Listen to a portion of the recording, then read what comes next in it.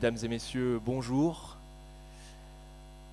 Pour cette nouvelle édition des colloques de Menton, la 23e si je compte bien, nous allons inévitablement nous interroger, est-ce que nous allons vers un nouvel ordre mondial? Nous avons le plaisir d'accueillir Henri Guénaud, haut fonctionnaire, commissaire, vous avez été commissaire général au plan, conseiller spécial de Nicolas Sarkozy, député également. En bref, un homme politique de sensibilité gaulliste, sinon gaulienne. Vous avez été dans le camp du non, voilà 30 ans, lors du référendum sur les traités de Maastricht, et vous avez publié de nombreux livres, parmi lesquels Ils veulent tuer l'Occident, chez Odile Jacob, et De Gaulle, le nom de tout ce qui nous manque, aux éditions du Rocher. Deux ouvrages écrits, il faut le dire, d'une plume toute malrussienne, mais on en reparlera sans doute. Xavier Driancourt, vous êtes diplomate, énarque, un ancien collaborateur d'Alain Juppé. Vous avez été directeur général de l'administration et chef de l'inspection générale des affaires étrangères, ambassadeur de France à Alger de 2008 à 2012 et de 2017 à 2020. Vous êtes le diplomate français qui aura passé le plus de temps en poste en Algérie et vous êtes donc l'un de ses meilleurs connaisseurs. Votre dernier ouvrage, L'énigme algérienne, chronique d'une ambassade à Alger, nous plonge dans les arcanes de la diplomatie, sans langue de bois, avec un ton très particulier, mais aussi un certain nombre de révélations et de découvertes. Mais là aussi, nous y reviendrons. Et Jean-Loup Bonamy.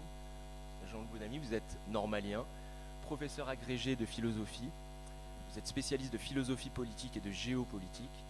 Vous intervenez régulièrement sur CNews et dans les médias en général. Vous publiez, vous collaborez à de nombreux journaux. Et votre dernier ouvrage, coécrit avec Renaud Girard, Quand la psychose fait dérailler le monde, revient sur cette période complètement folle dont on n'est peut-être pas totalement sorti, en l'occurrence celle de la pandémie. Alors, pour commencer, une première question. On parle beaucoup de nouvel ordre mondial.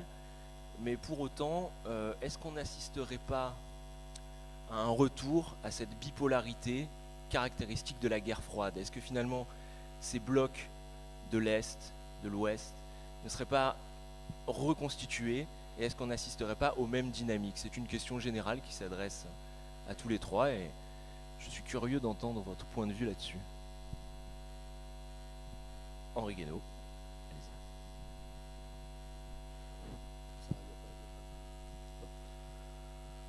Alors je ne sais pas si on entre dans un nouvel ordre mondial ou si pour l'instant on entre pas plutôt dans le nouveau désordre mondial. Mais un désordre qui menace à tout instant de se transformer en chaos. Est-ce que ce qui nous attend c'est la bipolarité? En faisant un petit peu d'histoire des dernières décennies, après à la fin de la guerre froide, on a, beaucoup de gens pensaient que le monde allait redevenir multipolaire. Et ce qui s'est passé, c'est que l'Occident et les États-Unis en particulier n'ont pas accepté cette logique et ont construit pendant des années, patiemment, systématiquement, un nouveau monde unipolaire. Il était bipolaire avant pendant la guerre froide, et il est devenu unipolaire.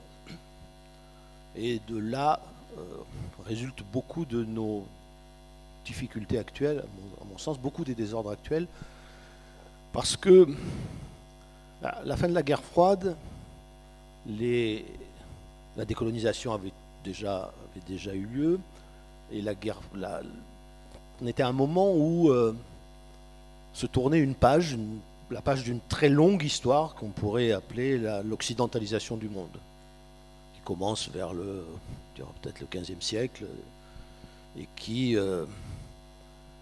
se prolonge jusqu'à la Seconde Guerre mondiale et même après la décolonisation, parce qu'au fond l'Occident reste prépondérant. Et à un moment où beaucoup de peuples dans le monde, beaucoup de continents ont envie de tourner cette page, l'occidentalisation va se poursuivre. En tout cas, elle va se poursuivre, en particulier avec cette idée, moi je trouve au fond folle, qu'on a appelée la mondialisation, c'est-à-dire pas le fait simplement que les échanges se multiplient, que les frontières s'ouvrent, mais l'idée qu'il y a un modèle unique qui doit valoir pour le monde entier. Vous savez, c'était l'idée de la fin de l'histoire. La fin de l'histoire de Fukuyama. Cette idée qu'au fond, notre modèle correspond à ce à quoi aspire l'humanité tout entière, et que donc désormais ce modèle est appelé à dominer le monde. Je pense que là se trouve l'origine peut-être du grand péché de l'Occident au cours des dernières décennies, qui n'a pas assez pris en compte le fait que les autres ne pensaient pas comme nous, que les peuples avaient d'autres aspirations parce que les histoires étaient différentes, tout y contribuait, la géographie, l'histoire, la démographie, et que même si une partie du monde voulait adopter certaines de nos idées, certaines de certains comportements, donc la science, elle se répandait évidemment partout, la technique, la technologie, mais l'idée d'aller jusqu'au bout de cette espèce de contamination mondiale par le modèle occidental, lui-même d'ailleurs très divers au fond, mais que les autres ne percevaient pas, la diversité. C'était qu'on a imposé quand même, on a essayé d'imposer avec parfois une violence terrible, c'est-à-dire qu'on a décidé que notre droit était le droit universel, que notre démocratie était le modèle universel de l'organisation politique, que notre économie fonctionnait selon des règles qui étaient aussi applicables partout sans discernement. J'écoutais l'autre jour Hubert Védrine sur un plateau de télévision. Sa réaction à une question que lui posait Routelkrieff m'a beaucoup frappé.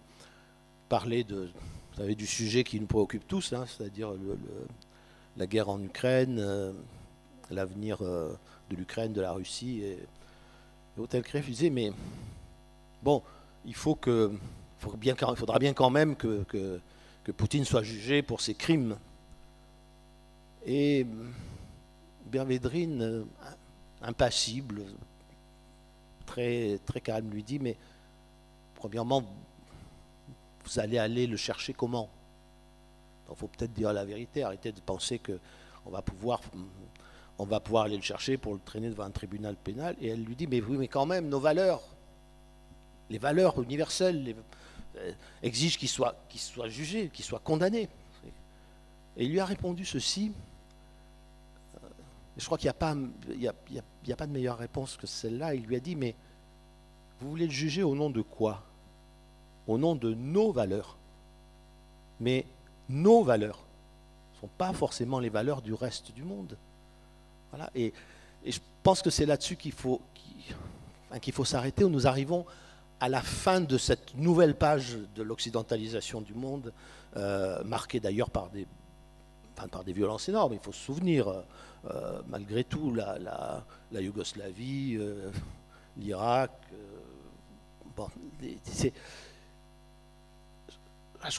Vraiment, ce qui me paraît aujourd'hui sauter aux yeux, c'est que ça, c'est terminé. Voilà, c'est terminé.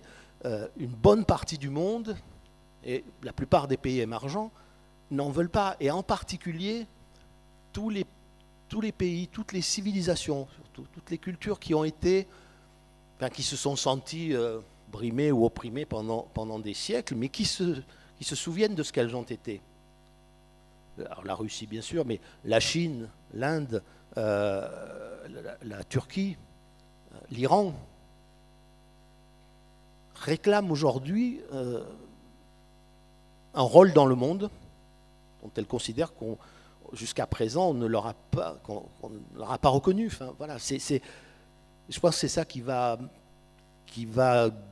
guider la nouvelle organisation du monde après une longue période qui risque d'être une période de chaos, peut-être de chaos mortel d'ailleurs.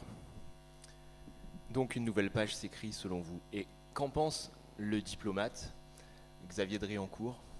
Retour à la bipolarité ou nouvelle page? Je pense qu'effectivement, vous l'avez bien résumé, c'est plutôt un nouvel désordre mondial vers lequel nous allons. Jusqu'ici, ce qui est frappant, c'est que nous avons vécu dans un certain ordre qui était caractérisé par ce qu'on appelle la bipolarité, la confrontation Est-Ouest, en gros entre 1945 et 1989, jusqu'à la chute du mur de Berlin. Il y avait un ordre mondial qui peut-être ne nous plaisait pas, qui peut-être était difficile, mais qui au moins avait ses codes, ses règles. Et puis il a été remplacé à partir de 1989, après la chute du mur de Berlin, par une grande illusion mondiale, avec là encore des règles, mais l'idée que le monde allait vers une paix universelle, un monde unipolaire ou bipolaire, ou multipolaire, mais qu'il y aurait d'autres règles qui remplaceraient celles de la guerre froide. Et puis aujourd'hui, c'est la grande inconnue avec non seulement l'absence de règles, non seulement aussi ce qu'on appelle les États voyous, des États qui viennent perturber cet ordre du monde, la Corée du Nord, l'Iran, et l'idée, vous avez employé le terme, je pense à dessein, l'idée que les autres ne pensent pas comme nous, selon le titre du livre que va sortir cette semaine mon ami Maurice Gourdeau-Montagne. Les autres ne pensent pas comme nous, c'est-à-dire qu'il y a une partie du monde qui ne pense pas comme nous et qui ne partage pas entre guillemets, nos valeurs universelles qui ne sont plus si universelles que cela. Et donc c'est ça qui est inquiétant, c'est toutes ces interrogations devant lesquelles nous sommes. Jean-Loup Bonamy, alors pour le géopoliticien que vous êtes, est-ce que finalement on ne pourrait pas non plus estimer que ces États que vous évoquiez, l'Iran, la Turquie, sont finalement les nouveaux non-alignés de ceux des temps anciens, enfin en tout cas de la période de la guerre froide, qui plaideraient finalement pour une relecture de la situation à la lueur de ce qui se passait, finalement une nouvelle guerre froide? Alors, moi je pense plusieurs choses. Ce qui a été dit avant moi, je pense que c'est tout à fait exact, c'est-à-dire que beaucoup plus que vers un nouvel ordre mondial, nous sommes dans un nouveau désordre mondial, et je pense qu'il faut en expliquer les raisons. Donc, je pense que la première raison, c'est que nous vivons aujourd'hui d'abord et avant tout un affrontement Chine-États-Unis, et que finalement l'Ukraine, dont on parle aujourd'hui tous les jours, qui nous obsède tant, est un peu un anachronisme et un phénomène finalement assez secondaire. Et je pense que dans quelques années, vous voyez, j'espère que ça n'arrivera pas, mais si en 2025 ou en 2026, les Chinois débarquent à Taïwan, je peux vous dire que finalement on dira qu'on s'est beaucoup préoccupé de l'Ukraine, peut-être un peu trop, et pas assez de ce qui compte vraiment, c'est-à-dire en fait du nouvel affrontement Chine-États-Unis.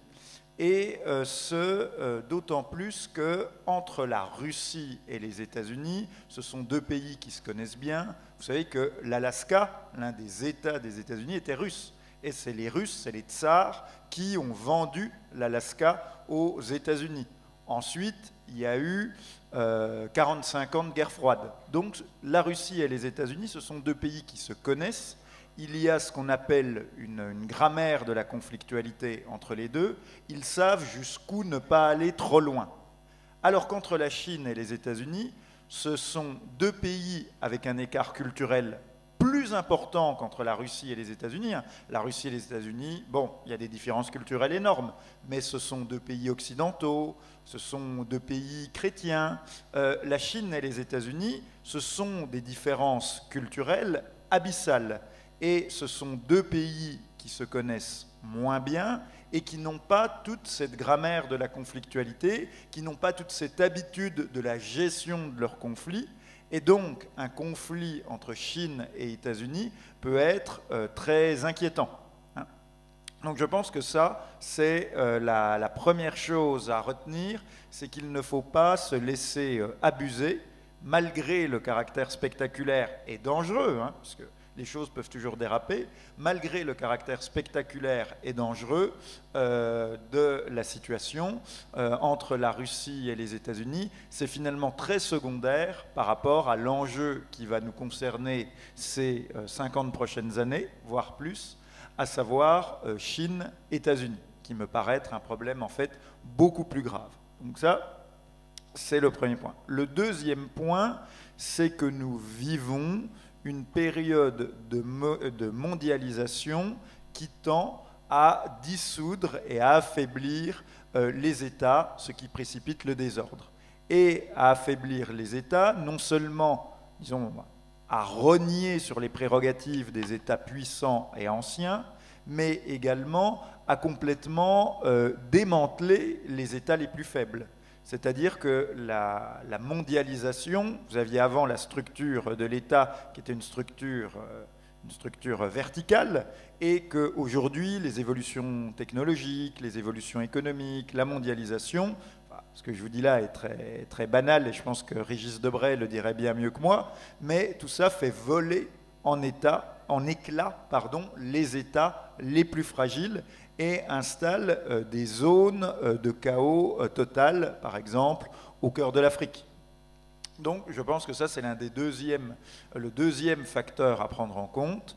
Et enfin, troisième et dernier point, et je conclurai par là, c'est Henri Guénaud parlait très justement de la fin de l'occidentalisation du monde, mais je rajouterai à cette remarque très, très juste un codicile, c'est que nous vivons la fin de l'occidentalisation du monde, mais dans un monde que nous avons profondément perturbé, y compris culturellement, y compris psychologiquement. C'est-à-dire que l'occidentalisation se termine, mais nous avons quand même inoculé une forme de virus aux autres pays. C'est-à-dire que aujourd'hui, un pays comme la Chine, qui entend bien reprendre la place qu'il avait avant ce pays avant l'occidentalisation du monde, la Chine actuelle n'est plus vraiment la Chine traditionnelle. Ce n'est plus la Chine de Confucius ou de Lao Tse. C'est aussi le fruit de la mondialisation. Bien sûr, et même d'avant la mondialisation. Déjà, Mao lisait Marx, qui était un auteur allemand, et il lisait Rousseau aussi. Et donc, on n'est plus à la Chine de Bouddha ou de Lao Tse, qui était indien, mais c'est que le bouddhisme joue une place importante en Chine, ou à la Chine de Confucius ou de Lao Tse. Et on n'est pas non plus du tout sur un pays occidental. C'est-à-dire qu'on est sur un pays hybride qui est un mélange de Confucius, de Lao Tse, de Marx, de sous-culture américaine, de technologie occidentale, d'une volonté de revanche, etc., etc. Donc vous êtes sur un pays totalement hybride, et ce qui peut rendre les choses très compliquées. De même, si vous prenez, on parle par exemple du problème des banlieues, mais si vous prenez par exemple en France les populations musulmanes qui vivent dans les banlieues françaises, c'est plus les populations musulmanes traditionnelles que Lyautey allait coloniser au Maroc. C'est-à-dire c'est un mélange à la fois de culture maghrébine traditionnelle, d'islam, de culture française, de sous-culture américaine et mondialisée. Enfin, c'est un mélange de toutes sortes de choses qui rend...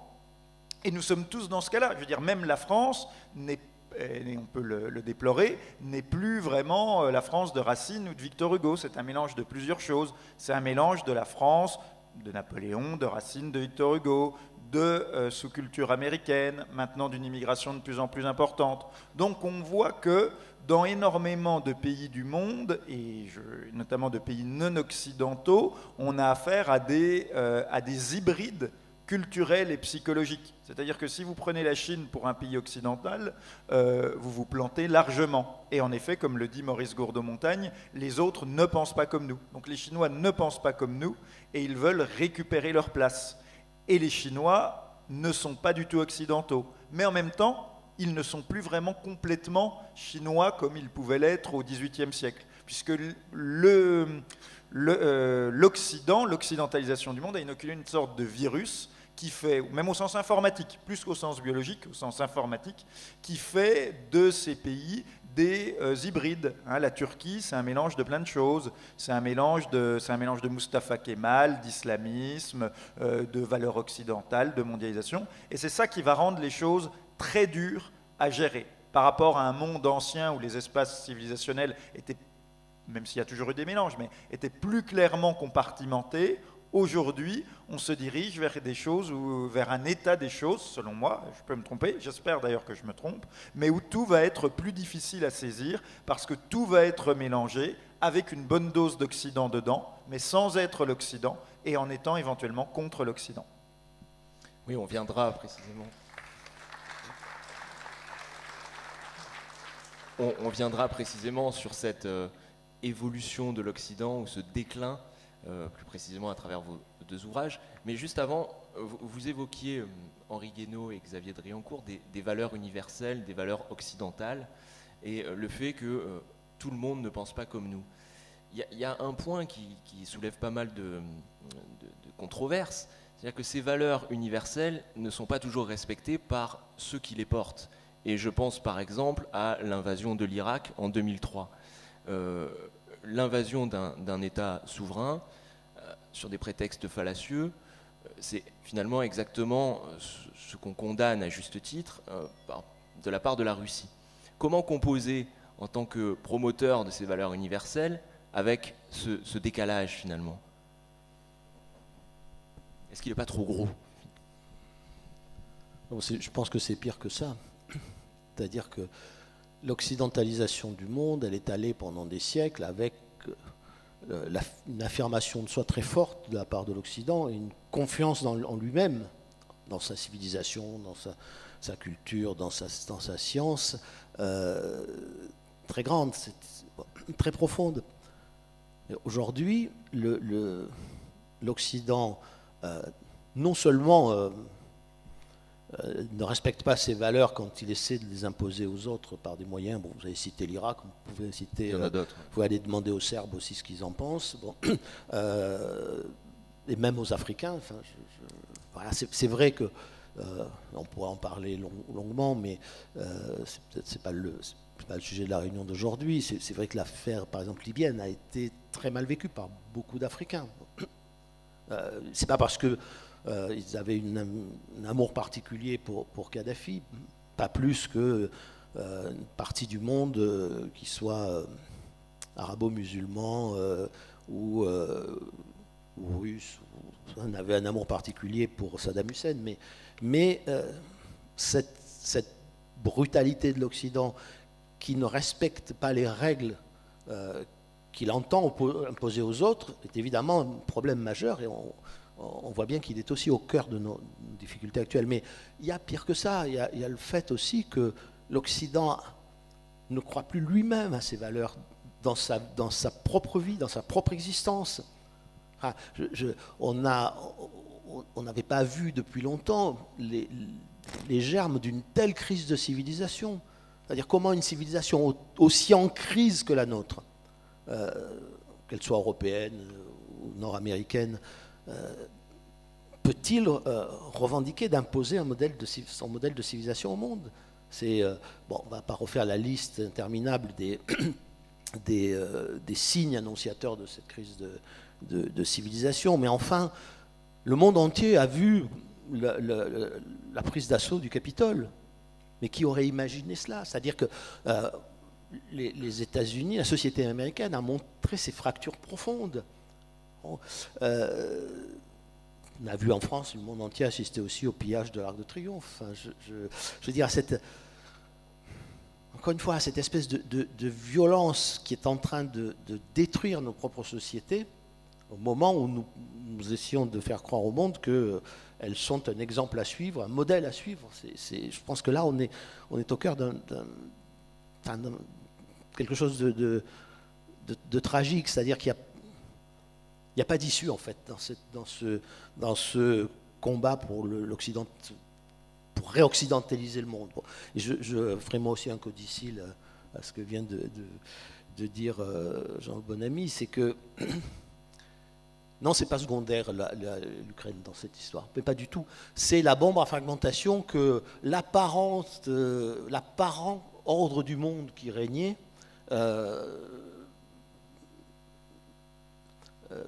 attendait pour exploser. Voilà, parce que on voit bien que de cette histoire d'Ukraine ressortent toutes les fractures, toutes les rancœurs, et des rancœurs parfois très très anciennes. Ça fait, oui, c'est plus compliqué, oui, nous sommes tous des hybrides culturels, et oui, l'histoire, elle passe partout et pour tout le monde, mais dans ce genre de situation, ce qui est en train de se nouer, c'est comment dire, le retour du refoulé de beaucoup d'anciennes cultures, d'anciennes civilisations, d'anciennes histoires. On réveille des spectres, des fantômes qui sont soit récents, soit très anciens.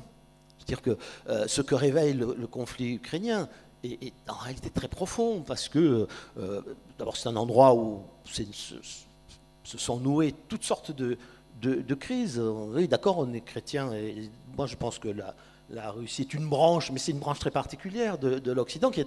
Et on voit bien le discours de Poutine, il faut le regarder avec sang-froid, c'est un discours radicalement slavophile. Or, ce discours-là, il est très ancien. C'est dès la chute de Byzance, Moscou a revendiqué la vocation d'être la troisième Rome. Vous savez, il y en a eu deux. Maintenant, il y en a une troisième, c'est Moscou. Il n'y en aura pas d'autre. Il n'y en aura pas de quatrième. Voilà. Et ça, qu'on le veuille ou non, ça ressurgit. Et cette bombe à fragmentation, elle fait ressurgir partout. Elle fait ressurgir sur tous les continents. La Chine, encore une fois, la Chine, l'Inde, l'Iran. Enfin, on retrouve, vous savez. L'Empire romain, il a fallu des siècles, des dizaines de siècles pour se remettre de son effondrement. La fin des empires laisse toujours des débris qui sont des débris inflammables. On l'a vu avec la fin de l'Empire austro-hongrois, on est en train on l'a vu avec la fin de l'Empire romain pendant très longtemps, parce que ce sont des mosaïques de peuples imbriqués les uns dans les autres. Il y a aujourd'hui, je crois, 25 millions de Russes en dehors de la Russie. Bon, comme il y avait des Allemands dans les Sudètes, comme il y avait des Allemands en Autriche, l'Autriche réduite à sa germanité. Bon, on sait très bien ce que ça a donné, avec des conséquences que nous voyons encore se manifester aujourd'hui en Europe centrale et en Europe de l'Est. Donc il reste des résidus. Et moi j'ai l'impression que ces braises, elles sont en train de prendre feu un peu partout, et elle n'attendait au fond qu'une crise de ce genre. Et l'Occident la gère avec, je trouve, une inconséquence pour son propre devenir à lui, qui me paraît, moi, d'une extrême dangerosité. La Chine, on dit toujours, la Chine elle soutient du bout des doigts, du bout des lèvres la Russie, parce qu'elle a des intérêts économiques. Mais la Chine sait aussi que si la Russie est mise à genoux, aplatie, elle sera en première ligne vis-à-vis des États-Unis. Donc c'est un enjeu qui, pour elle, n'est pas un enjeu secondaire.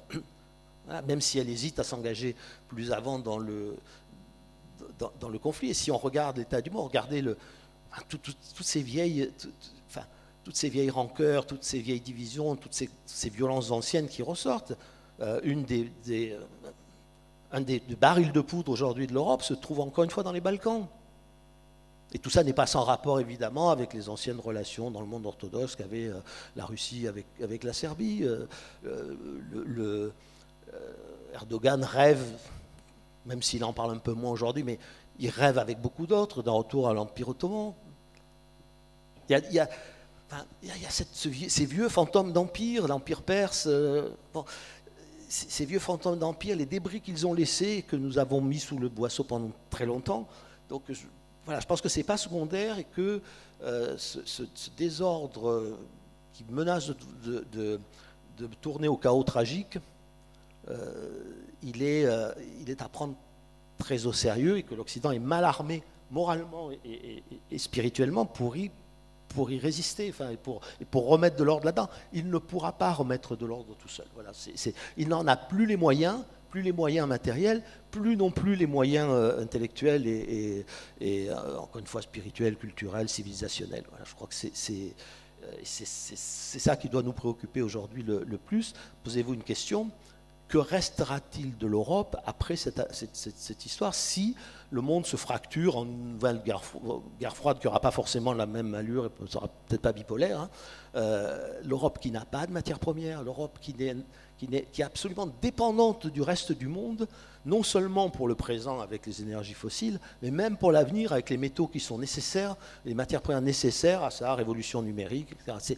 Et comment l'Europe assurera-t-elle la sécurité de ses approvisionnements? Les Américains s'en moquent, ils sont de l'autre côté de l'Atlantique, ils ont tout le continent américain pour se fournir en matières premières nécessaires. Alors justement, excusez-moi Morgano, à ce propos de matières premières, on a tous constaté que la guerre en Ukraine s'accompagnait d'une crise énergétique. Et à ce titre-là, la France pourrait être tentée de se tourner vers l'Algérie, ancien élément important de son empire. Xavier Driancourt, vous soulignez dans votre livre que, l'énigme algérienne, hein, qu'à Alger, on entend ou on lit souvent que les entreprises françaises se gavent en pillant les richesses de l'Algérie depuis 1962. Pétrole, gaz seraient achetés à vil prix. Dans ce contexte, comment est-ce que la France pourrait, si tant est que ce soit un but de la diplomatie française, et ça semble être le cas, pourrait renforcer ce partenariat historique pour assurer une partie, en tout cas, de ces approvisionnements? Je ne sais pas si c'est un objectif absolu que de renforcer le partenariat historique entre la France et l'Algérie. Je crois qu'avant tout, il faut être lucide. En tout cas, c'est mon expérience des 8 années que j'ai passées à Alger comme ambassadeur, à 2 périodes différentes. Je crois qu'il faut d'abord être lucide vis-à-vis de l'Algérie, il faut être lucide vis-à-vis des pays du Maghreb, il faut être lucide vis-à-vis de l'Afrique. On en revient à ce qu'on disait tout à l'heure, c'est-à-dire nous vivions dans un monde où il y avait des certitudes, et ces certitudes, elles sont en train de disparaître. Regardez ce qui se passe en Afrique. L'Afrique, c'était notre, entre guillemets, notre précaré. Aujourd'hui, il y a 2 mois, le Gabon et le Togo, qui étaient le Gabon, c'est ce qu'on appelait la France-Afrique, le Gabon a adhéré au Commonwealth, le Togo également. Qui aurait imaginé que le Gabon et le Togo adhéreraient au Commonwealth alors que c'était des colonies, des anciennes colonies, pas vraiment pour le Togo, mais des anciennes colonies françaises, et qui aujourd'hui sont passées ou sont en voie de passer dans le giron anglais. Donc c'était une de nos certitudes et elle est en train de disparaître. Alors je reviens à l'Algérie. Je crois qu'avec l'Algérie, en tout cas là, c'est ma conclusion, c'est qu'il faut établir un rapport de force avant tout, et que les Algériens, ils ont été certes formatés par 132 années de colonisation française, mais ils ont surtout été formatés par 20 ans de socialisme soviétique, et ils résonnent aussi beaucoup comme résonnaient les soviétiques de l'ex-URSS. Donc il faut établir avec eux un rapport de force, et je ne sais pas si nos entreprises s'en tireront de ce rapport de force. Je ne le crois pas, je suis assez pessimiste. Oui, vous soulignez aussi que l'influence française en Algérie est de moins en moins prégnante et perceptible. Donc on imagine... Oui, c'est exact. L'influence économique, l'influence culturelle, l'influence politique évidemment, mais pas seulement, encore une fois, en Algérie, dans les 3 pays du Maghreb et en Afrique noire.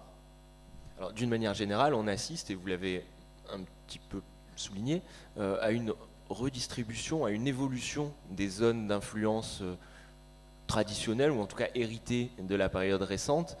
Et on assiste aussi à ce fait-là en Afrique, avec l'intrusion et le renforcement d'influences chinoises, mais aussi russes, avec l'intervention de cette milice Wagner. Est-ce que vous voulez réagir là-dessus, par exemple Jean-Loup Bonamy? Alors, Je vais essayer de répondre, mais peut-être le lien avec votre question et les deux interventions précédentes. Ce que je vais dire là ne porte pas sur l'Occident en général, mais plus particulièrement sur l'Europe de l'Ouest. Donc j'exclus, au moins provisoirement, les États-Unis de ce que je vais dire. Et peut-être même j'exclus nos amis britanniques. Le problème des pays d'Europe de l'Ouest, et notamment le problème de la France, c'est, Henri Guénaud l'a bien dit, c'est un pays qui se renie lui-même. Et quand, je ne veux pas faire du développement personnel bas de gamme, mais quand vous ne vous aimez pas vous-même, vous ne pouvez pas être aimé par les autres. Quand vous ne vous respectez pas vous-même, vous ne pouvez pas être respecté par les autres. Vous savez, Chateaubriand, dans les Mémoires d'Outre-Tombe, quand il revient sur l'expédition de Napoléon de Napoléon Bonaparte en Égypte, il rapporte une anecdote, il parle des croisades, vous savez, les croisades qu'on nous présente toujours de manière totalement anachronique comme une guerre de civilisation, et il rapporte cet épisode de Saint-Louis qui est fait prisonnier par les musulmans et qui donc sera libéré contre rançon, et finalement il dit que les musulmans ont été très impressionnés par la force d'âme de Saint-Louis et notamment par le maintien de sa ferveur religieuse alors qu'il était prisonnier. Et alors que ces musulmans n'avaient aucune envie de se convertir au christianisme, ils ont même envisagé de donner la couronne d'Égypte à Saint-Louis parce qu'ils ont été, selon la formule de Chateaubriand, impressionnés qu'il reste aussi bon chrétien alors qu'il était dans les fers. Donc, que nous le voulions ou non, nous sommes identifiés à un certain nombre de choses par les autres dans le monde. Ces choses, si nous les renions, nous ne serons pas respectés. Donc, il y a deux grands principes de base si on veut être respecté. C'est ne renie pas ce que tu es et n'abandonne pas tes amis. Or, ce sont les deux choses que l'on fait. Ne renie pas ce que tu es, mais le président de la République française, élu au suffrage universel, le chef de l'État, quand il a fait un discours, il a prononcé cette phrase, il l'a dit, ce n'est pas moi qui l'invente, vous pouvez la retrouver, il a dit « il n'y a pas de culture française ». Quand le chef de l'État français dit « il n'y a pas de culture française », ça sera dur d'être respecté et d'être écouté en tant que Français quand vous reniez vous-même, quand le chef de l'État renie lui-même la culture de son propre pays. Mais en fait, c'est assez clair, c'est parce que l'Europe de l'Ouest a été traumatisée par Verdun puis par Auschwitz, et après, nous avons pu, après ces grands traumatismes, bénéficier d'un confort matériel extraordinaire et bienvenu grâce aux 30 Glorieuses, et du coup, nous avons voulu entièrement effacer l'histoire. Mais, alors là, il y a plusieurs problèmes. Premier problème, c'est que quand on oublie son passé, on ne peut pas se projeter vers l'avenir. Il y a le titre d'une émission, je crois sur France 3, qui s'appelle « Des racines et des ailes ». Plus vous avez des racines profondes, plus vous pouvez vous projeter vers l'avenir. Les hommes du 19e siècle qui ont fait la colonisation, je ne dis pas qu'ils ont eu raison de coloniser, mais les acteurs de la colonisation étaient pétris et obsédés par la littérature grecque et la littérature latine. Aujourd'hui, on vit dans un oubli volontaire en Europe, je pense beaucoup moins aux États-Unis, mais en Europe, en France et en Allemagne, dans un oubli volontaire et permanent de notre passé, parce qu'on se sent coupable, ou parce qu'on ne se sent plus à la hauteur, et donc on cherche à effacer ce passé. Du coup, on ne peut absolument pas se projeter vers l'avenir, ni être crédible, ni être audible. Et le deuxième principe, c'est n'abandonne pas tes amis. Alors, n'abandonne pas tes amis. Quelle est la force de Vladimir Poutine dans le monde arabe? Eh bien, c'est que même aux heures les plus dures, et il n'a pas abandonné son ami Bachar el-Assad. Il lui a même sauvé la mise. Je ne dis pas que c'est bien, je ne dis pas du bien de M. Assad, mais en tout cas, il ne l'a pas abandonné. Et finalement, les Saoudiens, qui avaient beaucoup misé sur le renversement de M. Assad, ont respecté les Russes en disant « Poutine, il est contre nous, il soutient Assad, mais il est solide et c'est quelqu'un à qui on peut se fier. Nous, on invite M. Kadhafi en 2007, il plante sa tente à l'Élysée. Alors, je sais, il fallait libérer les infirmières, j'ai bien compris. Mais après, en 2011, alors qu'il y a des émeutes dans son pays, on l'abandonne, on le bombarde, il finit lynché. De même, alors que pourtant, il nous avait aidés, il avait renoncé à l'arme atomique, il avait dénoncé le trafic nucléaire des Pakistanais, notamment de M. Khan. Bon, il nous avait aidés, finalement on l'a lâché. De même, on a reçu Bachar el-Assad, qui a assisté quand même, je ne sais pas d'ailleurs si c'était une très bonne idée de recevoir quelqu'un d'aussi brutal que M. Assad, il a assisté au défilé du 14 juillet, et finalement, il y a une insurrection dans son pays, immédiatement on le lâche, on prend des sanctions, on livre des armes aux rebelles. Bon, et là, on vient voir les Turcs, les Saoudiens, les Qataris, et on leur dit oh bah, regardez, on est comme vous, nous aussi on soutient la chute de Assad, donc on est copains. Et là, les Turcs, les Saoudiens, les Qataris nous regardent et ils nous disent non, mais attendez, nous on veut la chute de Assad, mais Assad, vous l'avez reçu au 14 juillet. Et du coup, ça veut dire que le jour où il y aura des insurrections chez nous, vous allez nous bombarder aussi. On ne peut pas vous faire confiance. Vous n'êtes pas fiable. Oui, aujourd'hui, vous êtes de notre côté contre Assad, mais en fait, Assad ou Kadhafi que vous avez reçus chez vous, qui vous ont aidé. D'ailleurs, Kadhafi, s'il avait eu la bombe atomique, eh bien, il ne lui serait jamais arrivé ce qu'il est arrivé. Pourquoi est-ce que Kadhafi est mort lynché et pourquoi est-ce que Poutine ne mourra pas lynché? Parce que Poutine a la bombe atomique. Donc, morale de l'histoire, on ne peut pas faire confiance aux Occidentaux et il vaut mieux avoir la bombe atomique qui est un allié fiable, qui est une garantie certaine, vous voyez les Nord-Coréens, que la parole des Occidentaux qui ne vaut rien, parce qu'ils trahissent et abandonnent leurs amis. Donc, conclusion, on ne peut pas faire confiance à ces gens-là. On ne peut pas faire confiance à ces gens-là qui parlent en permanence de démocratie, qui disent à raison que la Russie ne doit pas envahir l'Ukraine, mais qui envahissent et bombardent l'Irak ou la Libye. On ne peut pas faire confiance à ces gens qui vous reçoivent un jour à l'Élysée et qui le lendemain vous bombardent. Voilà, on ne peut pas faire confiance à ces gens. Ces gens sont soit hypocrites, dans le meilleur des cas, soit fous, dans le pire des cas, et donc on ne peut s'en remettre qu'à soi-même et à la force. Et donc voilà, je crois que c'est la leçon que nous avons. Donc n'oublions pas qui nous sommes, ne crions pas sur tous les toits qu'il n'y a pas de culture française, parce que quand on dit ça, on s'imagine que les autres vont nous applaudir en disant « Ah oui, très bien, il n'y a pas de culture française, vous êtes des mauvais colonialistes, des méchants colonialistes. » Mais en fait, plus nous nous dénigrons nous-mêmes, plus ils nous méprisent. Voilà.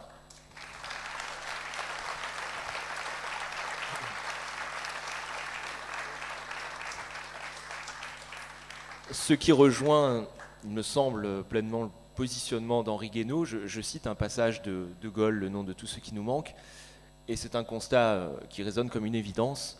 Vous écrivez « La France de De Gaulle n'était pas plus grande matériellement face aux États-Unis et à l'Union soviétique, elle ne pesait pas plus lourd sur la scène du monde qu'aujourd'hui face aux États-Unis et à la Chine, pourtant elle comptait davantage. » Est-ce pour les raisons que vient d'exposer Jean-Loup Bonamy ? Oui, encore une fois, j'irai même plus loin, c'est-à-dire que ce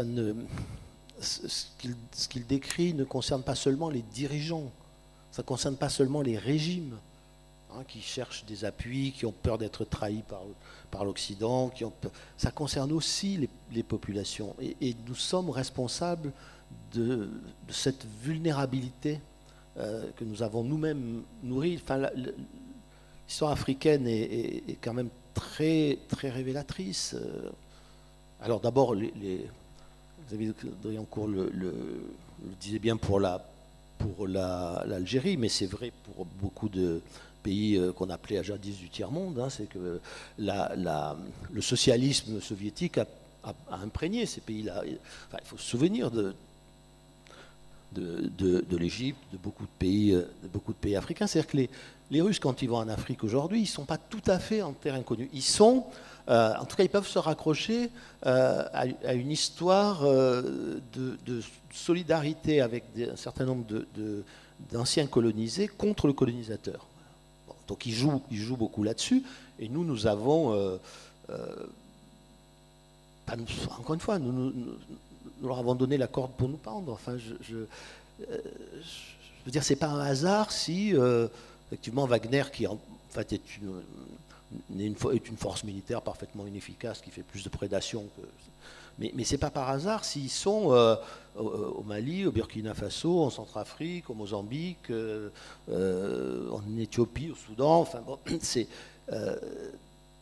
et qu'ils nous chassent, en fait, de notre fameux précaré, qui était quand même une bonne partie de l'Afrique. Nous avons... bon, il était assez pertinent de vouloir arrêter les colonnes de terroristes qui allaient prendre le pouvoir au Mali. La guerre contre Daesh et ses succursales était, à mon sens, très légitime pour les intérêts de l'Occident et ceux de l'Europe occidentale en particulier. Mais nous avons décidé, c'est une leçon qu'il nous faut retenir aussi, nous avons décidé d'aller plus loin, c'est-à-dire une fois qu'on les a eu empêchés d'avancer, on a voulu faire la guerre. On a dit, vous allez voir, on va détruire les islamistes. Et on a envoyé, je parle sous le contrôle de notre ambassadeur, je crois qu'on n'a jamais dépassé 5000 à 5500 hommes dans Barkhane, au maximum.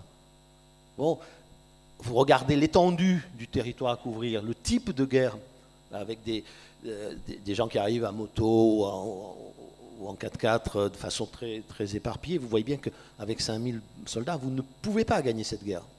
C'est-à-dire que vous faites la guerre sans la faire. D'ailleurs, ce qui arrive aussi à Poutine, d'une certaine façon. Hein,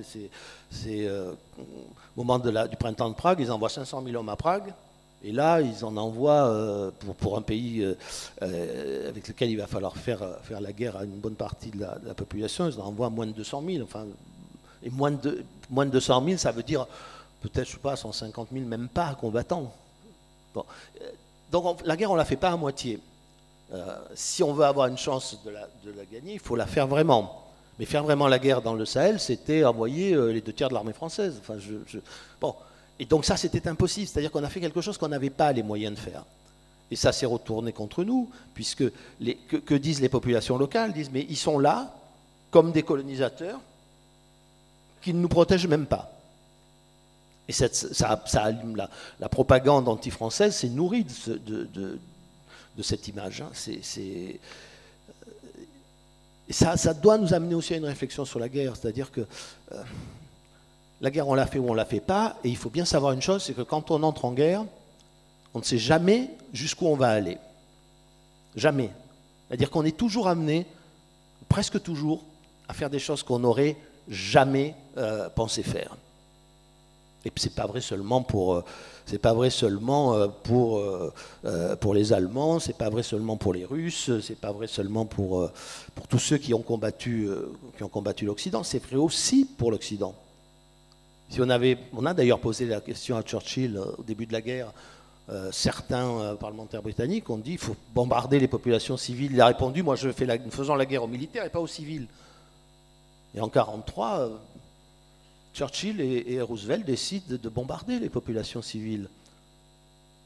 Première victime à Hambourg, 1 semaine de bombardement à la bombe incendiaire. Et le point d'orgue sera atteint avec Dresde vers la fin de la guerre. En une nuit, on fait au moins 40 000 morts brûlés vifs. Pas d'objectif militaire. Et c'est l'Occident. Et ce sont des chefs de l'Occident qui sont pas soupçonnables d'être animés d'intentions criminelles. Enfin, voilà, c'est pas le sauvage du Caucase, c'est pas le méchant chinois, c'est pas le... Non, c'est parmi nos plus grands hommes d'État. Et quand Truman décide de bombarder bombe incendiaire aussi Tokyo, puis ensuite de balancer 2 bombes atomiques sur le Japon, c'est pas non plus, c'est pas un criminel dans l'âme, c'est quelqu'un qui n'aurait jamais songé dans sa vie arriver à ce genre de crime. Et c'est pareil quand on va en Libye, ce qui est une histoire, encore une fois, qui est plus compliquée que ça, et que moi j'ai vécu de très près.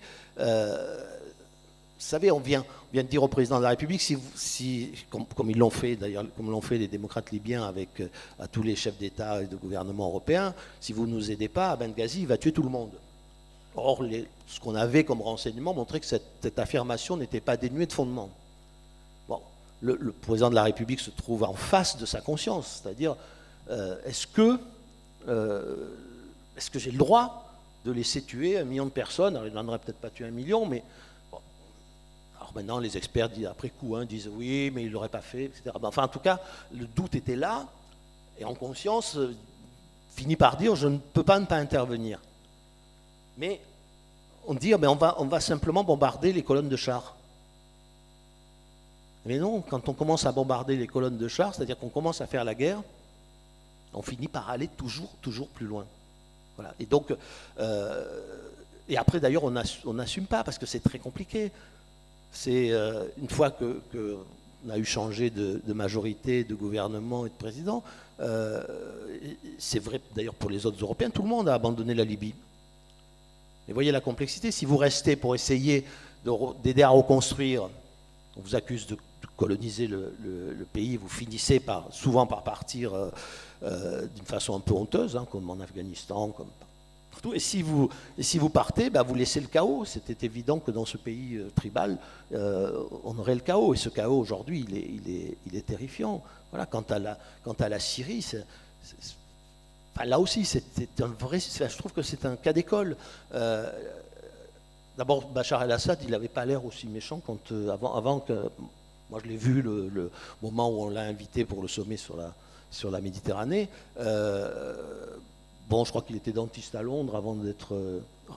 Mais lui et sa femme, c'était pas son père. Son père. Quand on voyait son père, on voyait quelqu'un qui vous faisait froid dans le dos. Mais il était l'otage. Il est l'otage d'un système quasi mafieux et aussi, comment dire, à la fois religieux et ethnique. Mais ça nous a posé un problème. Ça a posé un problème à l'Occident que l'Occident n'a pas résolu. C'est qu'en Syrie, vous avez le clan Assad, et son entourage ethnico-religieux. Bon. Vous avez les sunnites en face, et puis vous avez les chrétiens qui forment une catégorie à part et très minoritaire. Mais les chrétiens et ceux sur les alaouites sur lesquels Assad règne, ils ne peuvent pas accepter la loi de la majorité. Parce qu'ils savent très bien que si les sunnites, qui étaient soutenus par l'Arabie Saoudite, si les sunnites prenaient le pouvoir, c'est eux qui seraient opprimés. Et donc l'idée, il suffit d'importer la démocratie, ne pouvait pas fonctionner. Voilà, elle ne pouvait obtenir aucune adhésion de la part de ceux qui allaient devenir minoritaires. Et ce que je ne comprends pas dans cette histoire, c'est l'attitude d'un pays comme la France. C'est-à-dire, si on avait fait tomber Assad, mais Daesh serait allé jusqu'au Maroc, il n'y avait plus de barrières. Parce que la politique, c'est ça. La politique, c'est pas cette morale là-dessous qui dit il y a le bien et le mal, et puis voilà, c'est facile de trancher. Il y a la démocratie, et puis les adversaires de la démocratie. Il y a les adversaires de l'universalisme, et puis les partisans de l'universalisme. Non, la politique, elle est confrontée au dilemme tragique, c'est-à-dire à ces situations dans lesquelles on est dans l'entre-deux du bien et du mal, et où on ne peut pas se dire simplement, s'en remettre simplement à sa bonne conscience. Évidemment, aider Assad, c'était extraordinairement difficile pour une conscience occidentale, mais faire tomber Assad, c'était prendre une responsabilité terrible. Voilà, l'Occident est terrible, confronté à ça, à ses propres contradictions, mais humaines. Et en plus, et j'y reviens, moi, parce que je pense que ça, c'est aussi très important, l'Occident ne croit plus en lui-même. Quand je dis ceux qui veulent tuer l'Occident, il y a ceux qui dehors veulent abattre l'Occident, et ceux qui dedans, de l'intérieur, ont décidé d'en finir avec la civilisation occidentale, et avec finalement des élites et une bonne partie de la population qui se laissent faire, et qui acceptent cette idée que au fond, nous sommes coupables de tous les maux de l'humanité, qu'au fond, il faut en finir avec tout ça. Je n'y reviens pas, mais un jour, on va peut-être finir par ouvrir les yeux et en tirer des conséquences. Sinon, nous sommes la partie... Dans ce désordre du monde, le sujet pour nous, le sujet le plus important, c'est pour nous, pour l'Europe de l'Ouest en particulier, et même plus généralement pour la civilisation occidentale, c'est qu'allons-nous devenir dans ce monde-là? Qu'allons-nous devenir? Alors dans ce... Je voudrais juste rapporter une anecdote qui illustre un peu ce qui vient d'être dit. En 2011, donc nous intervenons en Libye au nom de ces valeurs dites universelles et pour défendre les droits de l'homme, etc., face à Kadhafi. Et j'ai le souvenir, je le rapporte dans mon livre, d'un entretien auquel j'assistais entre Bouteflika et Alain Juppé, qui était ministre des Affaires étrangères, donc qui vient expliquer à Bouteflika, au nom du président Sarkozy, le sens de notre intervention en Libye. Et Bouteflika l'écoute, et puis à la fin lui dit « Monsieur le Premier ministre, écoutez, vous ne connaissez pas la Libye. Vous voyez que c'est Kadhafi, mais nous avons 3000 km de frontière avec la Libye. Nous savons que Kadhafi ne dirige pas un État, mais dirige un ensemble, un ramassis de tribus dont il est le chef. Eh bien, vous intervenez aujourd'hui militairement en Libye. Voici ce qui va se passer, c'est-à-dire que ces groupes que Kadhafi a réussi à fédérer en 30 ans, ils vont se déplacer avec leurs armes vers l'Algérie, vers la Tunisie et vers le Sahel. Et je peux vous dire, Monsieur le Premier ministre, que dans quelques années, vous aurez à intervenir au Sahel parce que ces groupes seront partis au Sahel et mettront le bazar au Mali, au Burkina Faso et au Niger. Et quelques années plus tard, on voit que c'est ce qui s'est passé. Donc ce monde de certitude dans lequel nous vivions, voilà, il est en train d'être très relativisé. Oui, on en avait eu aussi un exemple en Afghanistan, puisque le soutien aux fondamentalistes islamistes a produit ce qu'on sait. Alors dans ce désordre mondial, il y a aussi un élément qu'on n'a pas encore évoqué, mais que vous, Jean-Loup Bonamy, avez assez longuement étudié, c'est la dimension pandémique, l'épidémie de Covid qui a provoqué un certain nombre de bouleversements, mais qui a aussi servi de révélateur à la fois sur cette faiblesse de l'Occident, que vous êtes d'accord tous les trois pour souligner, mais aussi sur les effets pervers de cette mondialisation qui ont fait perdre tout espoir, sur certains points, d'indépendance nationale en matière d'approvisionnement médical, économique, etc., et voire même énergétique.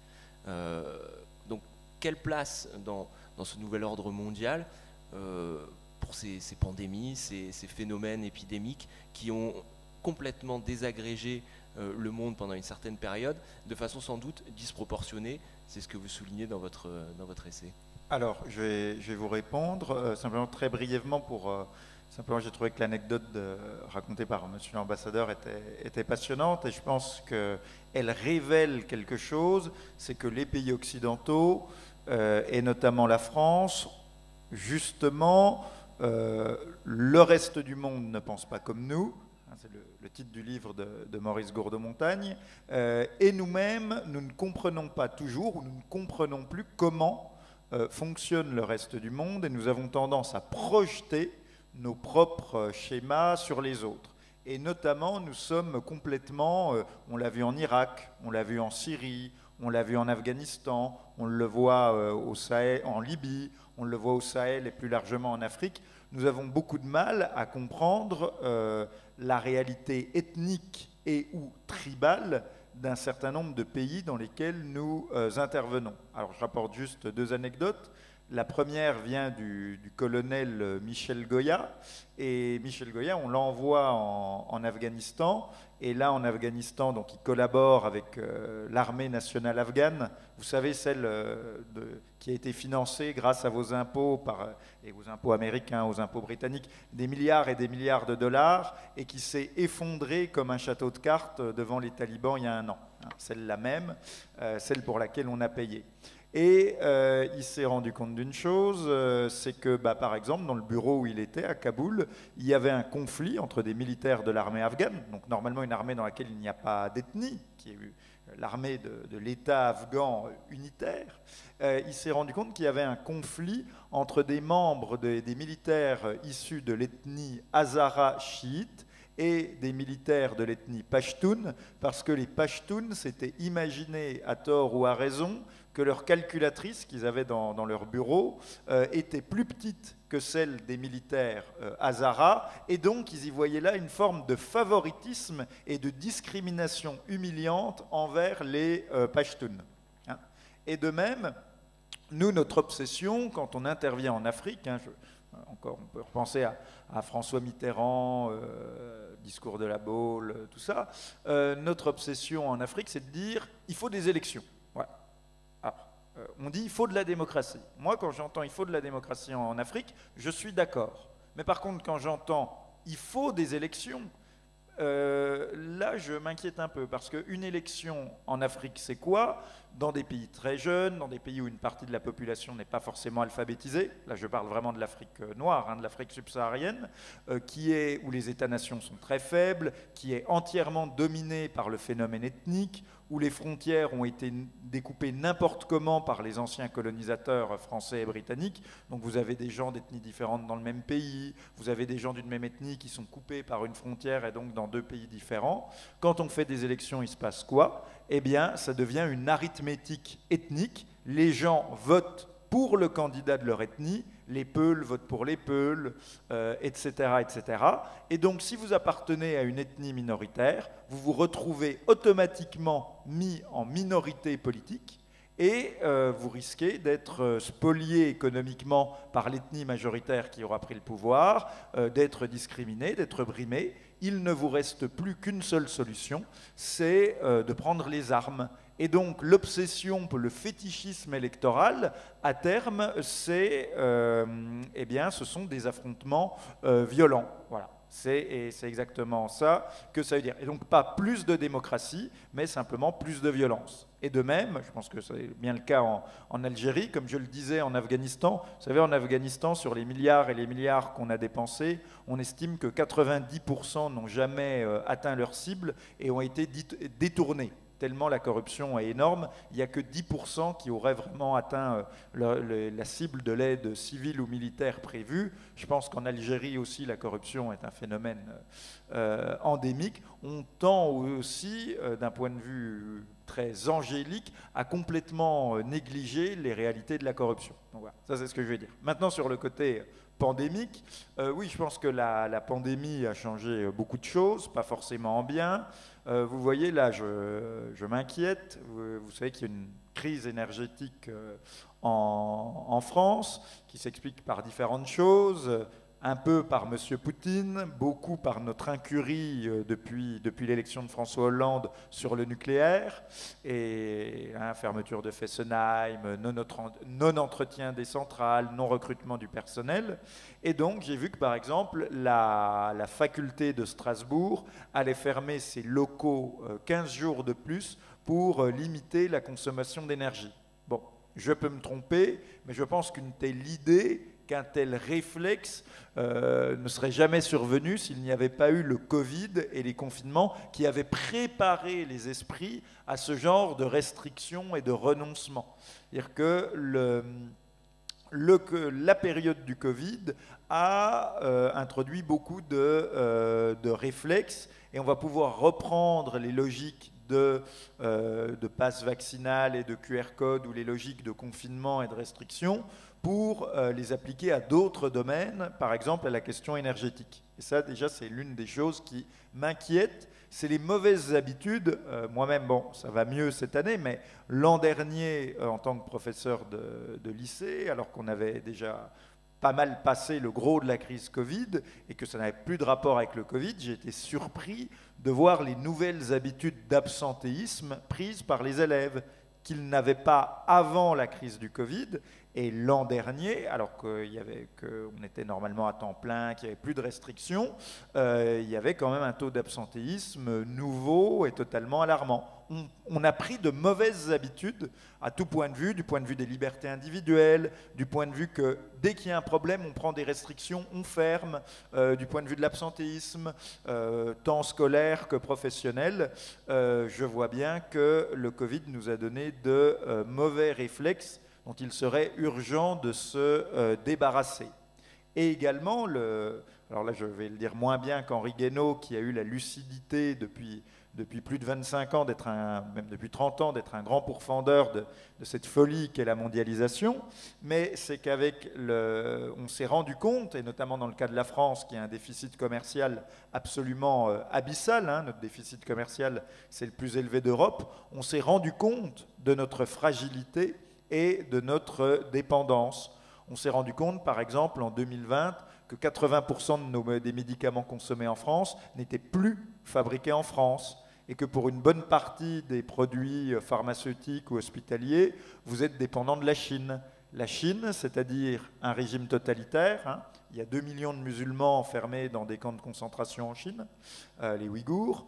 Donc vous avez un régime totalitaire, un régime qui ne nous est pas forcément un régime qui nous est même hostile sur le plan politique. Regardez les tweets hallucinants et extrêmement agressif de l'ambassadeur de Chine en France, c'est-à-dire d'un personnage officiel. Regardez ce que maintenant, totalement hors des convenances diplomatiques, ce que les ambassadeurs de Chine dans le monde se permettent sur les réseaux sociaux de manière très agressive. Donc c'est à ce pays-là, corrompu, totalitaire, qui nous est hostile, que nous avons confié la fabrication et l'approvisionnement d'une bonne partie de nos médicaments et globalement d'à peu près tous les produits industriels que nous consommons. Je suis allé au BHV récemment pour acheter des prises électriques, hein, un bloc multiprise. Globalement, tout est fabriqué en Chine. Bon. Et donc, si la Chine, un jour, si les relations géopolitiques venaient à se tendre, par exemple à propos de l'affaire taïwanaise, et on voit avec la crise ukrainienne qu'en effet les choses peuvent se tendre très vite et de manière précipitée, de manière imprévue, eh bien peut-être que la Chine pourrait prendre des restrictions contre nous et ne plus nous vendre un certain nombre de choses qu'elle fabrique. Ou également, c'est ce qui se passe actuellement et c'est ce qui explique une bonne partie même de l'inflation. Imaginons que la Chine tourne au ralenti, soit qu'elle veuille garder ce qu'elle fabrique pour elle-même parce qu'elle en a besoin, soit parce qu'il y a une pandémie en Chine. C'est ce qui se passe, hein. La Chine, eux, ils ne sont pas encore complètement sortis du Covid-19. Il y a encore la politique du zéro Covid. Il y avait encore au printemps dernier des villes entières en Chine de plusieurs millions d'habitants confinés.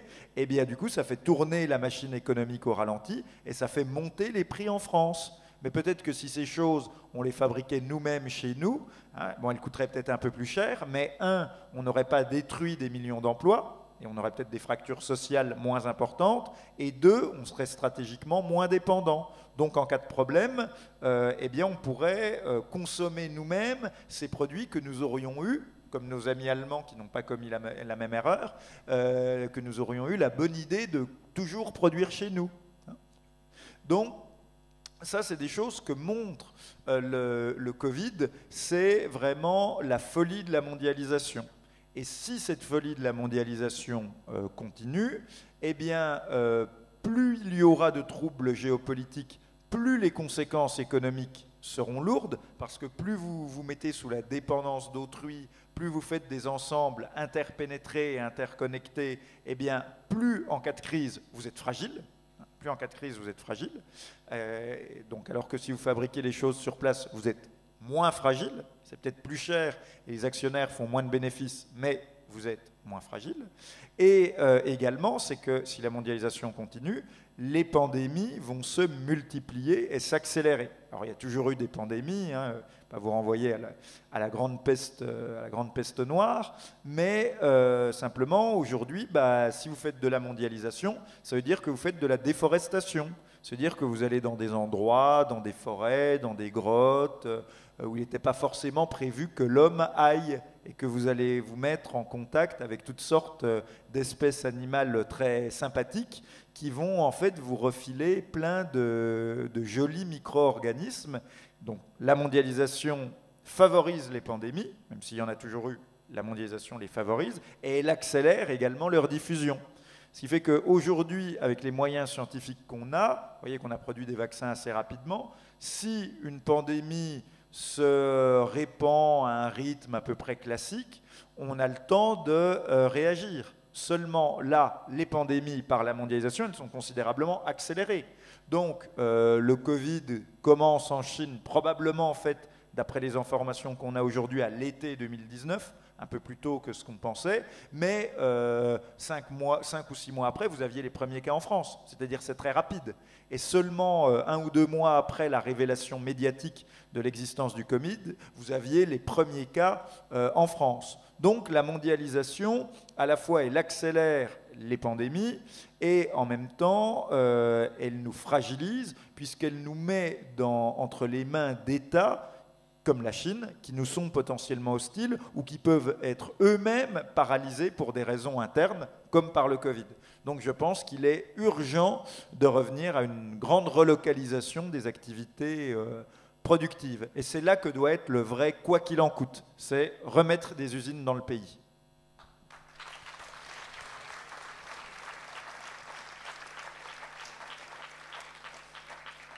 Donc, je pense que tout le monde s'accordera pour dire qu'en effet la mondialisation est fatale à cette indépendance nationale, cette politique d'indépendance nationale portée par le général de Gaulle. Henri Guénaud, vous soulignez les vertus de cette politique. Il y a aussi une note d'espoir dans votre livre, puisque vous appelez à la révolte des citoyens, en un sens, contre cette fuite en avant. Cette fuite en avant vers toujours plus de mondialisation.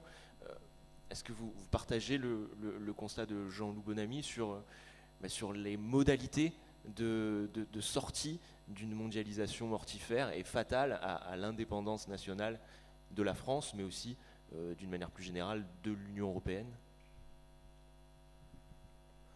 Je trouve finalement on tourne tous beaucoup autour du pot.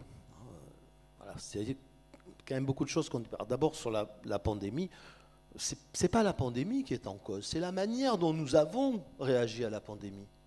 Sans discussion, en faisant la politique de la peur, en venant tous les soirs égrener le nombre de morts, essayer donc de faire ça avec le cancer ou avec les maladies cardiovasculaires, vous voyez, il y en a plus chaque jour, et puis après derrière vous vendez un régime...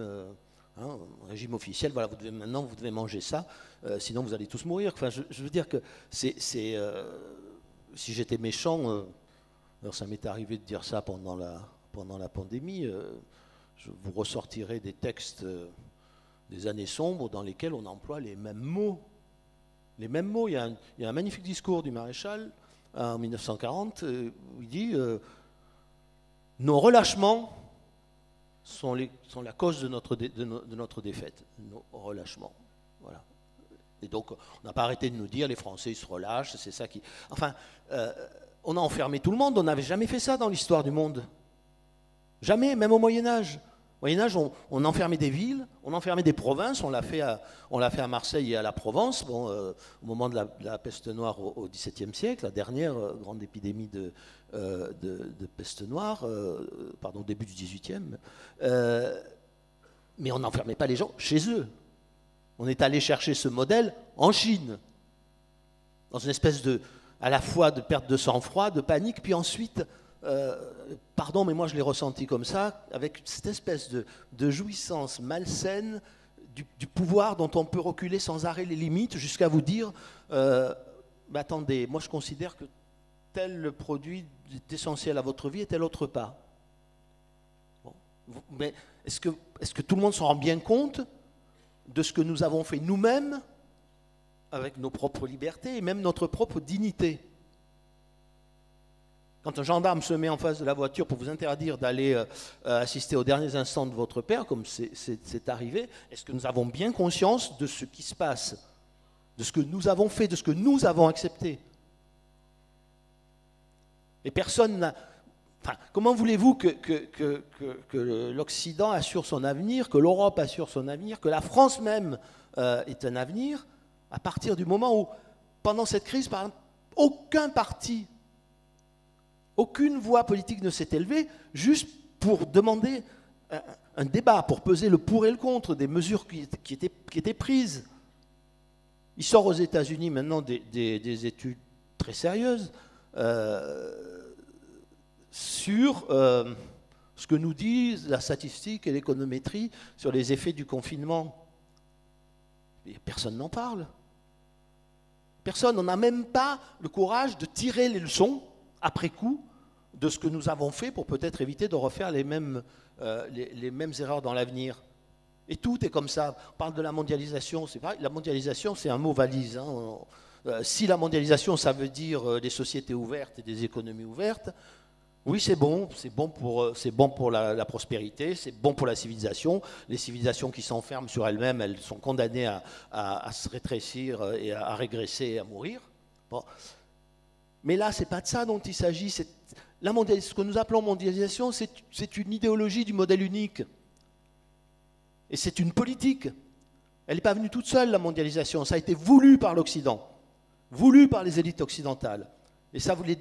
qui ont accepté de mettre sans aucune précaution des gens qui n'avaient pas de protection sociale, qui avaient des salaires très bas, des monnaies fortement sous-évaluées, en concurrence directe avec nos ouvriers, nos ingénieurs, et qui a abîmé, comme la façon de gérer la pandémie a abîmé la société en détruisant la sociabilité, la mondialisation a abîmé les sociétés, nos sociétés.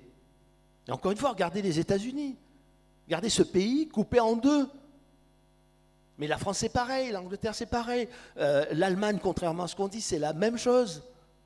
Nos sociétés sont fracturées, ont été fracturées par cet énorme choc économique dont les experts à l'époque nous disaient, mais pas grave, il y aura un petit mauvais moment à passer, vous savez, puis après, le niveau de vie va s'élever dans les pays concurrents, dans les pays émergents, et puis les conditions d'une concurrence équitable seront rétablies. Ça fait 30 ans que ça dure. 30 ans que ça dure. 30 ans qu'on met un désordre insupportable dans nos économies, dans nos sociétés, dans nos institutions. Alors on nous a dit, mais il y a une solution. Bon, on va faire l'Europe européenne, c'est fantastique, intégrée. En fédéral, on n'a pas trop osé le dire. On a essayé avec la Constitution européenne, finalement on l'a sortie parce qu'il y avait au moins 2 peuples en Europe qui avaient dit non. Regardez où on en est. Je me souviens de Rocard, au moment de Maastricht, il disait, alors Maastricht, c'est les trois clés de notre avenir. La monnaie unique, elle va nous permettre d'avoir moins de chômage et plus de prospérité. Ah bah, c'est réussi, hein, c'est fantastique. La politique étrangère commune, ça va nous permettre d'être plus indépendants, de peser plus sur les affaires du monde. C'est fantastique. On n'a jamais été aussi asservis, aussi suivistes, aussi au mépris de tous nos intérêts, y compris de nos intérêts vitaux. Fantastique. Et après, la citoyenneté européenne, c'était le troisième clé de l'avenir. Ça nous donnera plus de démocratie et plus de sécurité. Ah ben c'est réussi, hein. Non mais, je veux dire, il faut regarder en face nos propres erreurs. Nos propres erreurs, elles ne sont pas... Bon, on a commis de grands crimes dans l'histoire, comme tous les peuples en ont commis. La colonisation, mais tous les peuples ont colonisé d'autres peuples. Bon, très bien, on peut faire la liste de nos fautes, de nos erreurs, de nos crimes. Mais en ce moment, nous sommes en train de commettre des fautes contre nous-mêmes. Presque des crimes. Parce qu'il y a des gens qui en souffrent. Moi, je me souviens d'une jeune militante, quand j'étais à l'Élysée, qui vient me voir un jour. Il y avait des élections pour les jeunes de l'UMP, vous savez. Donc, elle vient me voir. C'est quelqu'un qui aujourd'hui a des responsabilités dans la majorité actuelle. Je ne citerai pas de nom, mais une jeune fille charmante, pas très grande. Et je lui dis, parce que c'était une famille recomposée, hein, l'UMP, bon, c'était la grande erreur politique de ce qu'a été ma famille politique. Il dit, mais de quelle origine politique êtes-vous, quoi? Et alors elle réfléchit intensément, puis elle me dit, libéral. Ah, je lui dis, très bien. Et alors, pour vous, c'est quoi le libéralisme? Elle réfléchit encore intensément, et puis elle me dit liberté, responsabilité. Soit dit en passant, c'était le titre d'un bouquin de Chirac au RPR 10 ans avant. Et je lui dis, ah oui, c'est intéressant. Alors imaginez que vous soyez en face d'un ouvrier dont l'usine vient de partir en Chine, dont la femme n'a plus de travail, qui a encore 3 gosses à élever, il a 50 ans. Vous allez le regarder dans les yeux, vous allez lui dire libre et responsable. Hein. Comment vous pensez qu'il va réagir? Alors après, il n'y a plus de réponse. Hein, c'est pas... Mais voilà, mais c'est nous qui avons fait ça. C'est nous qui avons fait ça.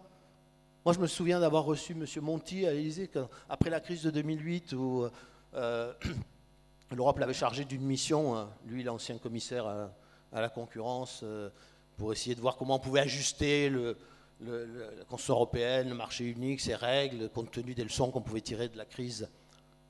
Et alors, M. Monti il disait sans arrêt, ah oui, il faut faire ça parce que c'est l'intérêt du consommateur, c'est l'intérêt du consommateur, Très bien, je lui dis à la fin, c'est bien, l'intérêt du consommateur, c'est très important. Mais quand le consommateur, il n'a plus de travail parce que vous avez détruit son emploi en le poussant à acheter des produits importés moins chers, vous croyez qu'il fait quoi, le consommateur? Il va consommer quoi? Mais c'est des questions qu'on ne pouvait même pas poser.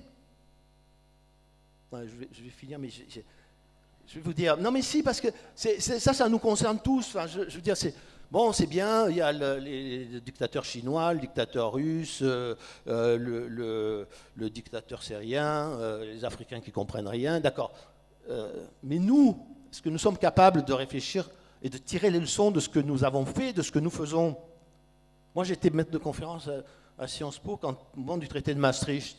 La première campagne à laquelle j'ai participé, j'avais pris un projet sabbatique de 3 mois pour faire cette campagne avec Séguin et avec Pasqua. Et quand ça a été terminé, le oui l'a emporté à très peu de marge.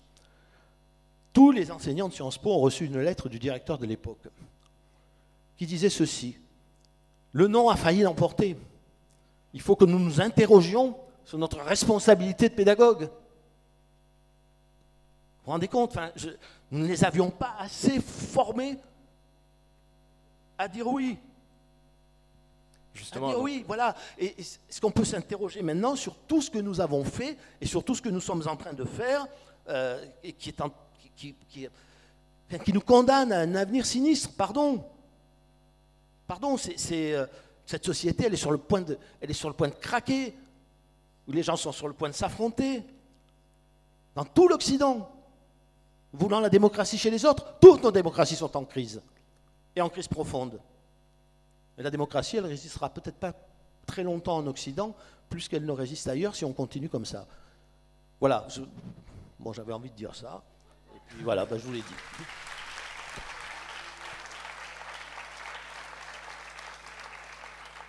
Alors pour prolonger votre propos, vous pointiez la responsabilité des élites, des gouvernants, des puissances économiques. Oui, mais disons que c'est un terme générique. Et il y a donc cette responsabilité que vous soulignez, qu'on peut mettre en balance avec l'essor dans ce nouvel ordre mondial de régimes autoritaires, radicaux, qu'on qualifie souvent, avec plus ou moins de précipitation, de populistes.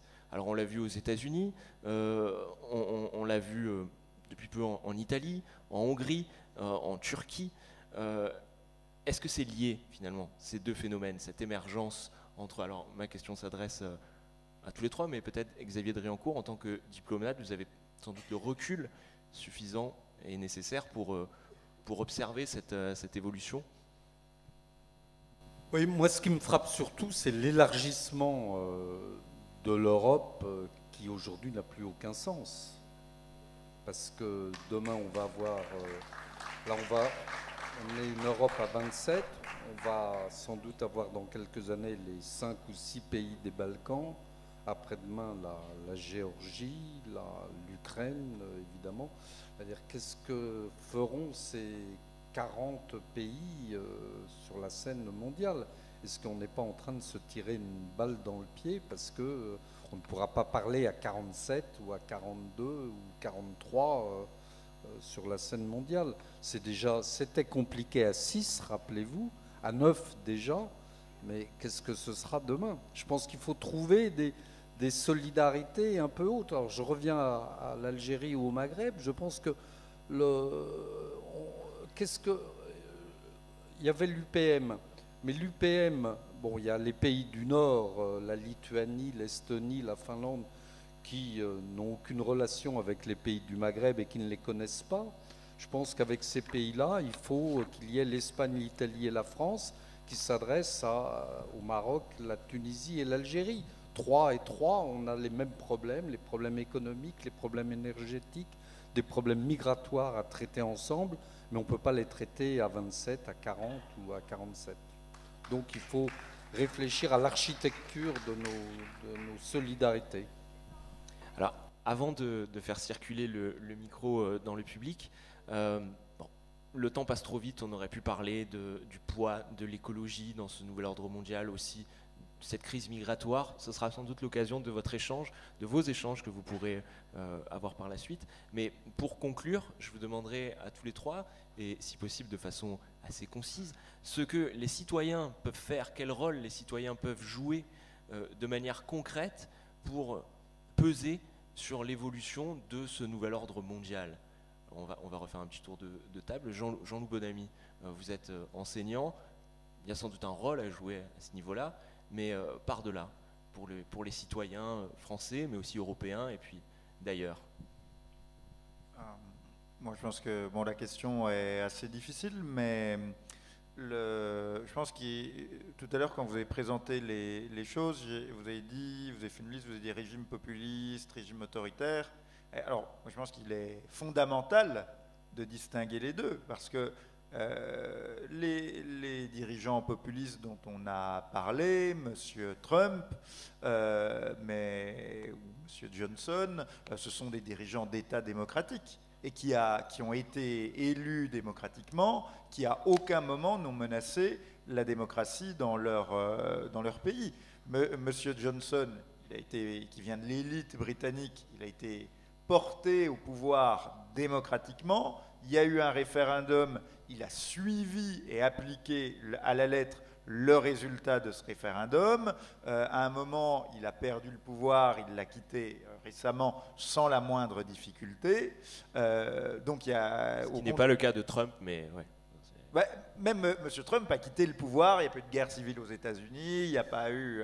et surtout, vous voyez qu'en fait, il y a beaucoup de points communs entre la politique d'Obama, la politique de Trump et la politique de Biden. C'est-à-dire il y a quand même sur beaucoup de sujets fondamentaux, sur la question de la Chine, sur la question des intérêts industriels, même sur la question des migrants hispaniques venus du Mexique, il y a quand même une longue continuité Obama, Trump, Biden.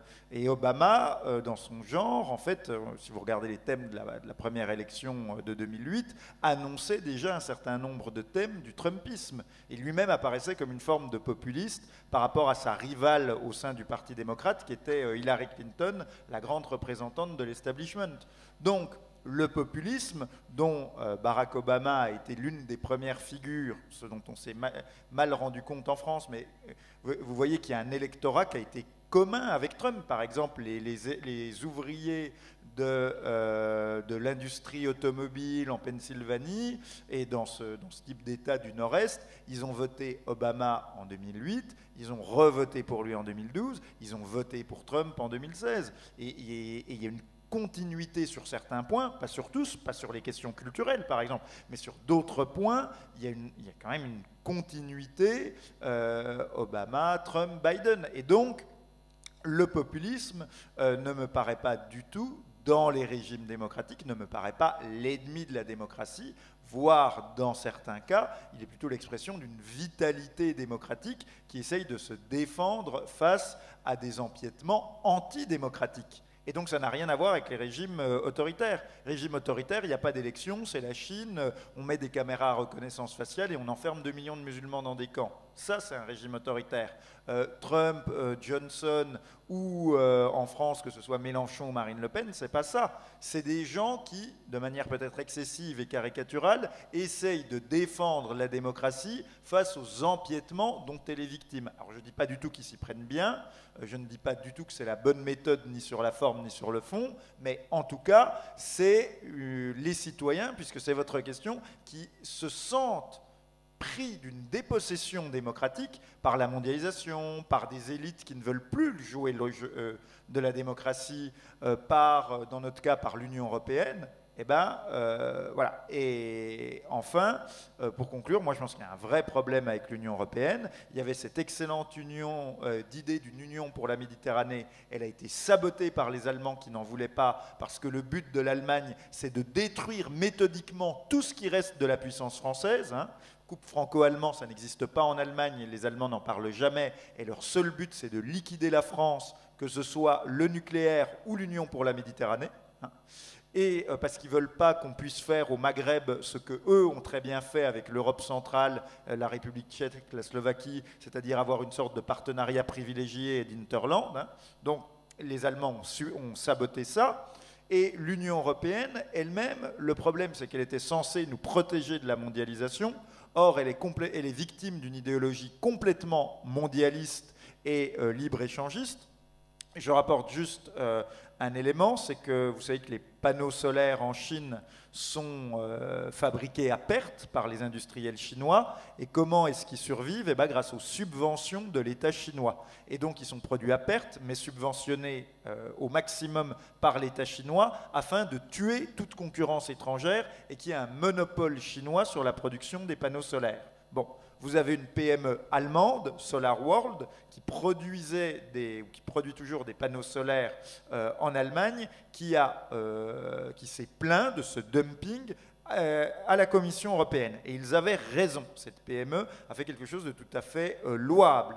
La Commission européenne, une fois n'est pas coutume, a décidé de prendre des mesures, des sanctions, de mettre une taxe anti-dumping sur les produits, sur les panneaux solaires chinois. L'Allemagne, l'État allemand, nos fameux grands amis allemands, a fait pression sur la Commission européenne pour qu'elle retire ces taxes anti-dumping parce que l'Allemagne avait peur de mesures de rétorsion qui l'auraient empêché de vendre ses voitures et ses machines-outils en Chine.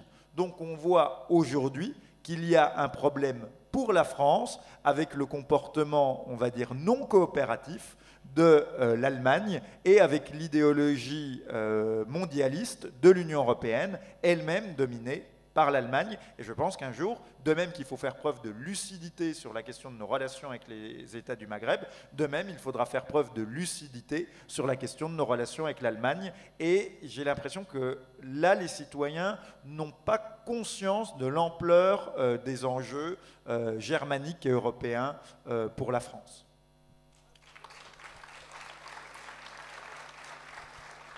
Je ne vais pas me faire que des amis. En tout cas, dans cette salle, si. Qu'est-ce que doivent faire les citoyens? Je dirais très rapidement qu'ils doivent connaître l'histoire et retenir les leçons de l'histoire, parce que c'est l'histoire qui éclaire l'avenir. Oui.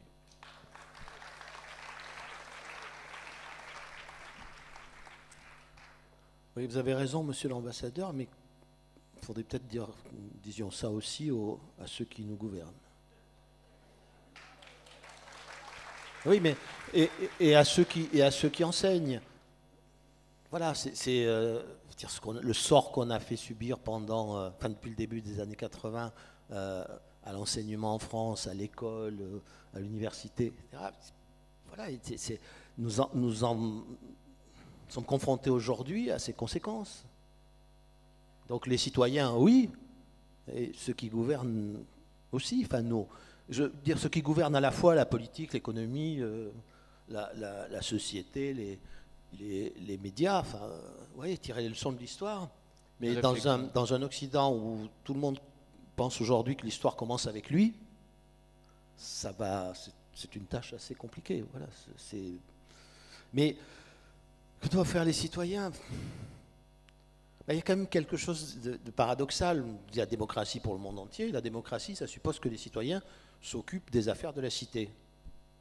Or, les citoyens, ils ont tendance, pour beaucoup, à ne s'occuper aujourd'hui des affaires de la cité que la veille des élections. Et encore de l'élection présidentielle, parce que bon, le reste, et de moins en moins. Donc voilà, soit les citoyens décident à s'intéresser à la politique. Alors je sais bien, dans les sociétés en crise, ce qui ressort toujours, c'est tous pourris, tous nuls, tous... Bon.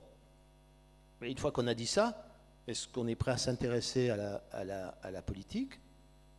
Est-ce qu'on est prêt à y prendre sa part ou pas? Je dois dire que je suis un peu pessimiste sur ce sujet, mais chacun devrait y réfléchir. Et moi, il y a un auteur que j'aime beaucoup qui s'appelle René Girard, qui nous a réappris que les sociétés divisées, profondément divisées, reconstituaient toujours leur unité par la violence.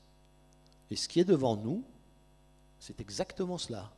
Donc, soit nous arrêtons ce mouvement, cette pente fatale qui nous conduit à la violence, qu'il appelle la violence anomique, cette épidémie de violence, c'est-à-dire le fait qu'on laisse sortir de chacun d'entre nous la part d'animalité et de sauvagerie que la culture, le droit, la politique, les institutions, la civilisation essaient désespérément de maintenir à l'intérieur au plus profond de nous-mêmes, ou bien nous n'y arrivons pas, ou bien nous ne faisons aucun effort, et à ce moment-là, nous serons dévorés par la violence. Voilà, je finis par ça. Il y a un très beau tableau, un dessin de Goya. Vous savez, vous voyez un homme qui dort et en dessous, il a mis une petite légende qui est la suivante. Alors, on voit des monstres d'ailleurs au-dessus de la tête du monsieur qui dort. Il dit le sommeil de la raison réveille les monstres. Mais ça dépend de chacun d'entre nous.